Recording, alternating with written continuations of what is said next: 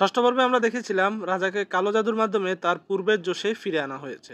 সপ্তম পর্ব শুরু হয় ডেভিডের মিখাইলের স্মরণে গান দিয়ে। সে প্রাসাদ থেকে বেরিয়ে এসে নিজের জায়গায় ফিরে এসেছে।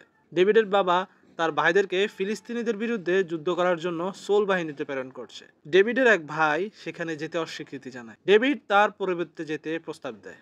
তার বাবা তা প্রত্যাখ্যান করে তাদের জানায়, আমি তোমাদের ইসরায়েল এবং সৃষ্টিকর্তার জন্য পাঠাচ্ছি। ডেভিড একটু রাগান্বিত হয়ে বাবাকে জিজ্ঞেস করলো, আমাকে কেন দিচ্ছ না? আমাকে সত্যটা বলো। তার বাবা উত্তর দিল, আমি তোমাকে সবসময় সেটার উত্তর দিয়েছি। আমার রূহ বলে তুমি আমাকে মিথ্যে বলছো। ভেড়াদের সামলাও ডেভিড। ভ্যালি অফ ইলাহ। ফিলিস্তিনিরা সংখ্যায় বৃদ্ধি পাচ্ছে। গালিয়াত প্রতিশোধের আগুনে জ্বলছে। অন্যদিকে আখিস খুশি, সবাইকে একজোটে দেখে। দৃশ্যকে নিয়ে আসা হয় ইসরায়েলের ক্যাম্পে। রাজা সৌল গর্বের সাথে বলছে, ৩০ বছর আমি এদের জন্যই লড়েছি, এদেরকেই বিজয় করে এসেছি। আপনার বলো আমি কে? আপনি ইসরায়েলের প্রথম রাজা আর একজন বিজয়তা। না আপনার, আমি তোমার কাছে কি? মহারাজ, সেই অন্ধকার জীবন থেকে আপনি আমাদেরকে ফিরিয়ে এনেছেন, নতুন ধারায় বাঁচতে শিখিয়েছেন। আপনি চাইলে আপনার জন্য আমি জীবন দিয়ে দেব। অর্থাৎ আপনাদের পরিবার আগে কালো জাদুর সাথে জড়িত ছিল।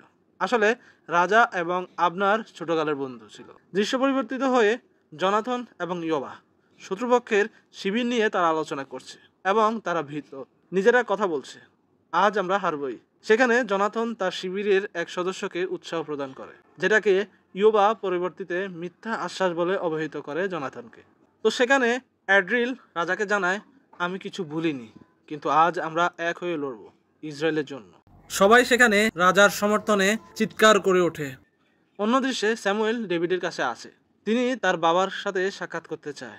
ডেভিডের বাবাকে তিনি জানান, আমি এখানে এসেছি বলিদান দিতে, যেটা শপথ আমি আগের বার করে গিয়েছিলাম, তাতে তোমাদের পাপের প্রায়শ্চিত্ত হবে। দৃশ্য পরিবর্তিত হয়ে যুদ্ধের ময়দানে একে একে ফিলিস্তিনের 5 রাজার 4 রাজা সামনে এসে তাদের পতাকা গাড়িয়ে দিয়ে যায়। আরেকজনকে না দেখতে পেয়ে ইসরায়েলি পক্ষ অর্থাৎ সৌল খুব খুশি হলো। তাদের মধ্যে ইউনিটি না দেখতে পেয়ে ফিলিস্তিনিরা উল্লাস করতে শুরু করে। ফিলিস্তিনিদের এক রাজা আক্রমণের জন্য অনুমতি চায় আখিসের কাছে।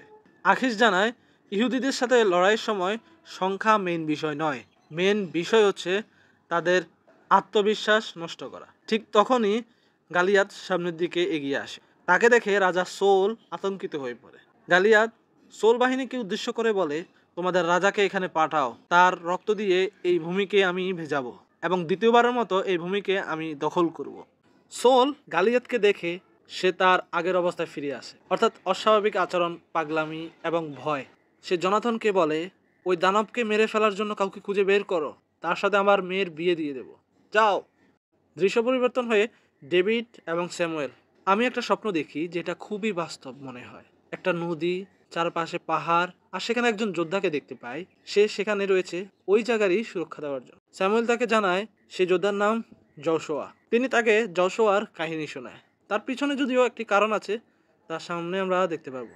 পরের দিন যুদ্ধের ময়দানে গালিয়াত আবার আহ্বান জানায়, তোমাদের সবচেয়ে সাহসী যোদ্ধাকে পাঠাও, আমি যদি হেরে যাই আমরা তোমাদের গোলাম হয়ে থাকবো, আর যদি তোমরা হেরে যাও তোমরা আমাদের গোলাম হয়ে থাকবে। এরপর প্রত্যেক দিনে গালিয়াত ঢোল বাজিয়ে এসে তাদের আহ্বান করতে থাকে, আসো আমার সাথে লড়ে যাও। আপনার রাজপ্রাসাদে খবর পাঠায় রানীর কাছে। রাজকুমারীরা তাদের বাবার অসুস্থতার কথা শুনে রাতের আধারে যুদ্ধের ময়দানের উদ্দেশ্যে বেরিয়ে পড়ে বাবাকে সহযোগিতা করার জন্য। এদিকে জাবিলুনের জাতি যুদ্ধের ময়দান থেকে রাজা সৌলের সঙ্গ ত্যাগ করার সিদ্ধান্ত নেয়। সেখানে তর্ক বিতর্ক হয়।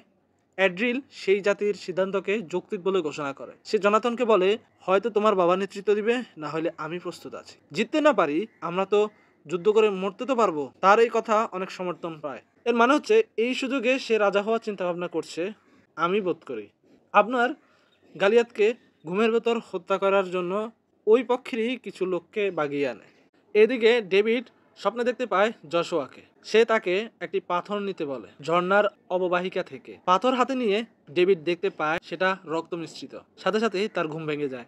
তার বাবা তাকে যুদ্ধে পাঠানোর জন্য ডেকে পাঠায়। তিনি ডেভিডকে বলে, আমার প্রথম স্ত্রী মারা যাওয়ার পর তোমার মাকে আমি বিয়ে করি। তার জন্ম আমাদের বিরোধী জাতির গোত্রের মধ্যে। তোমার মা মৃত্যুর আগে আমাকে বলেছিল তোমাকে স্বাধীনভাবে উঠতে দিতে। সে যে স্বপ্ন এবং ভয় মিশ্রিত দৃশ্যগুলো দেখেছে সেগুলোর জন্য তোমাকে ছেড়ে দিতে বলেছিল, কিন্তু আমি তোমাকে আটকে রেখেছি কারণ তুমি ছিলে তার শেষ স্মৃতি। আমি তোমাকে পাহাড়ে পাঠাতাম এই জন্য নয় যে আমি তোমার জন্য লজ্জিত, বরং তোমাকে রেখেছি যাতে তুমি আমার কাছেই থাকো। দৃশ্য পরিবর্তিত হয়ে ডোয়েগ রাজার তাঁবুতে রাজার পাশে বসে জনাথনকে জানায়, আমি তোমাদের সেবা করতে এসেছি। তুমি কাউকে বিশ্বাস করো না, শুধু তুমি তোমার নিজেরটাই বুঝো।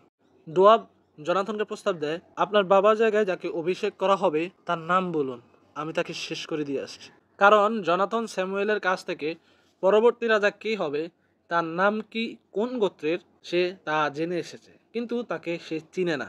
যেহেতু জনাথন ধর্মভীরু, সে তাকে কিছুই বলেনি।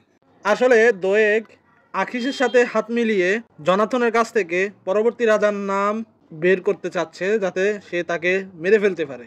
সেখান থেকে জনাথন পরিকল্পনা অনুযায়ী ফিলিস্তিনিদের পেছন থেকে আক্রমণ করে গালিয়াতকে হত্যা করার জন্য বেরিয়ে পড়ে। এদিকে ডেভিড বেরিয়ে পড়ে যুদ্ধের ময়দানের উদ্দেশ্যে। তুমি যাও, আমি আসছি। এরই সাথে সাথে 7ম পর্বের সমাপ্তি ঘটে। ভিডিও যদি ভালো লাগে সাবস্ক্রাইব করে আমার সঙ্গে থাকুন। ধন্যবাদ।